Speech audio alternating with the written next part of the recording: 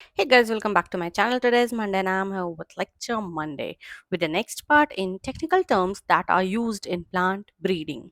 Starting with the first one, field lot test, which is also known as grow out test.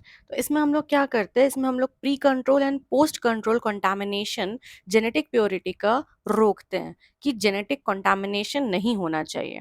That means जो हम लोग genotype को देख रहे हैं या फिर जो भी हम लोग वैरायटी को देख रहे हैं उसमें जो कैरेक्टरिस्टिक्स ब्रीडर ने डाला है, अगर वो पूरा का पूरा ट्रांसफर हुआ, जेनेटिक प्योरिटी का टेस्ट होता है, तो हम लोग कहते हैं कि this variety is genetically pure.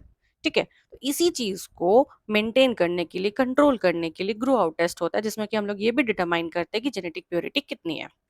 Next one is formal crop improvement, that is breeding program carried out at research stations by breeders without involving farmer.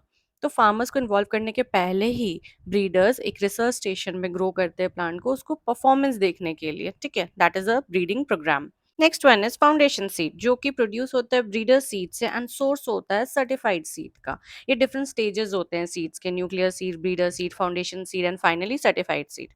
Now, free radical क्या होता है? Electrically neutral molecules with an unpaired electron in the outer orbit, free radicals are highly reactive.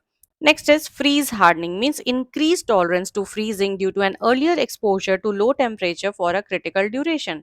Means intentionally उसको कम temperature में रखते हैं ताकि उसका tolerance freezing को लेके बढ़ सके. ठीक है.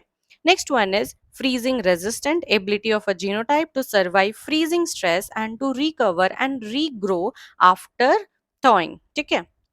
Next is freezing tolerance. Resistance and tolerance दोनों अलग है. रेजिस्टेंट क्या होता है कि वो उससे रेजिस्टेंट है, उसको फर्क ही नहीं पड़ रहा है उस पर्टिकुलर चीज से, बट टॉलरेंस में उसको टॉलरेट कर पा रहा है, फर्क पड़ रहा है बट वो एक लेवल तक टॉलरेट कर ले रहा है. तो टॉलरेंस में हो जाएगा ability of a genotype to survive stresses generated by extra cellular ice formation and to recover and regrow after thawing. Now, the last one is fusogen, that is an agent that induces fusion among protoplasts, example PEG, that is polyethylene glycol. So, that's it for the day. If you like the video, please hit the like button, share it, and don't forget to subscribe my channel. I'll again come up till that. Take care. Bye bye.